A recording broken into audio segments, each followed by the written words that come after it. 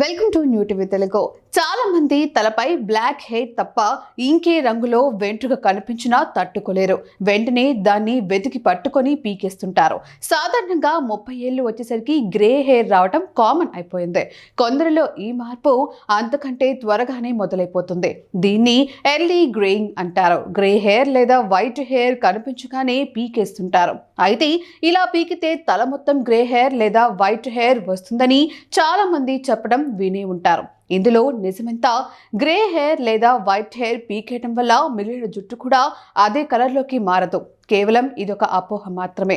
ప్రతి వెంట్రుక దాని సొంత ఫాలికల్ నుంచి పెరుగుతుంది. ప్రతి ఫాలికల్ మెలనోసైట్స్ కలిగి ఉంటుంది. ఒక గ్రే హెయిర్ తొలగించడం వల్ల దాని చుట్టూ ఉన్న ఫాలికల్స్ ప్రభావితం కావు. కాబట్టి ఒకటి పీకేసినంత మాత్రాన మిగతావి గ్రే కలర్లోకి చేంజ్ కావు. అదే ఫాలికల్లో కొత్త వెంట్రుక మొలుస్తుంది. అది అప్పటికి మెలనిన్ను ఉత్పత్తి చేయకపోతే ఆ జుట్టు మళ్ళీ గ్రే కలర్లోనే ఉంటుంది.